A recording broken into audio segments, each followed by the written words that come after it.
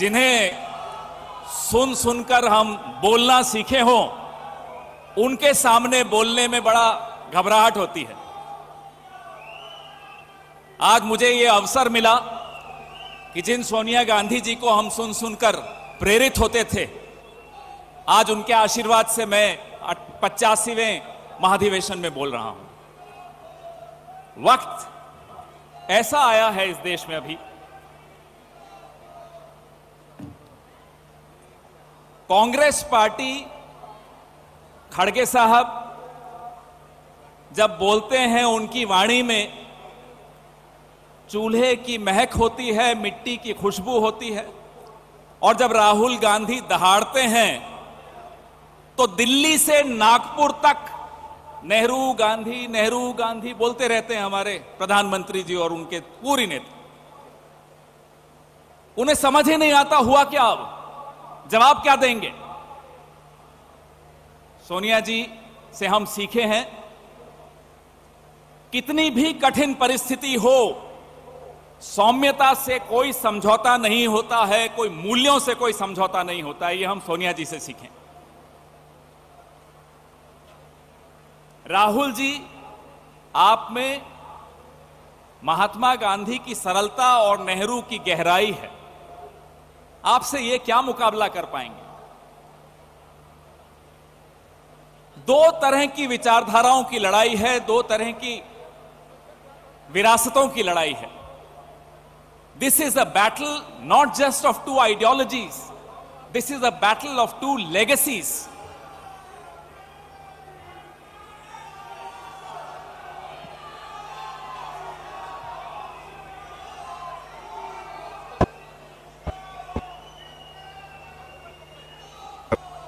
BJP तो जब मैं आपसे कह रहा था कि ये दो विरासतों की लड़ाई है, जड़ें जोड़ती हैं और शाखाएं बांटती हैं। हमारी जड़ों से इनको नफरत है, क्योंकि हम जोड़ने की बात करते हैं।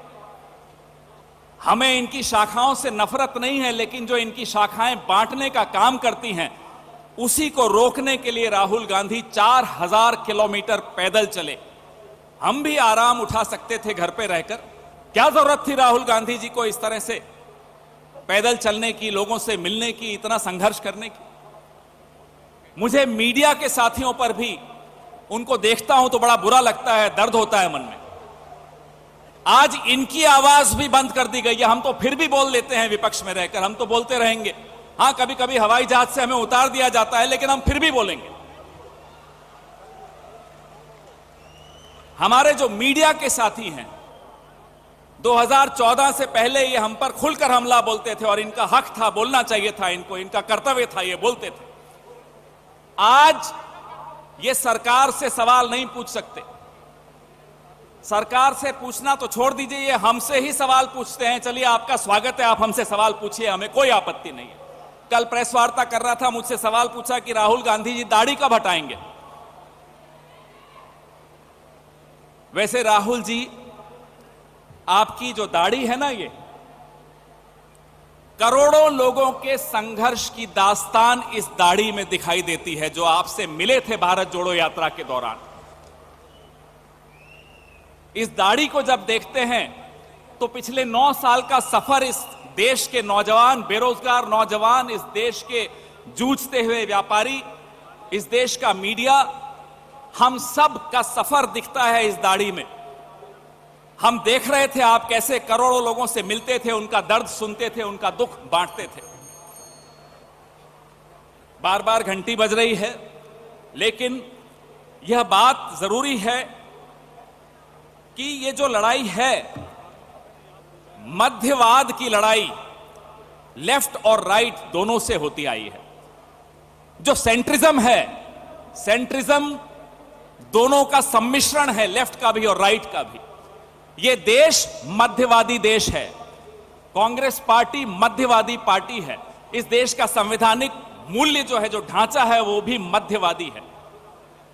हमारी किसी से लड़ाई नहीं है कि हम लेफ्ट के खिलाफ हैं या राइट के खिलाफ हैं।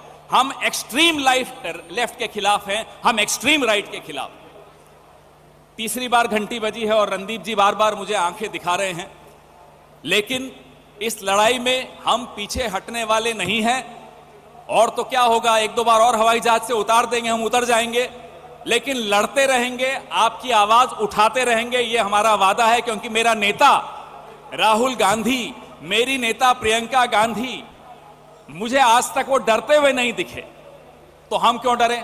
हम भी नहीं डरेंगे, लड़ेंगे, लड़ेंगे और जीतेंगे। जय हिंद, जय कांग्रेस।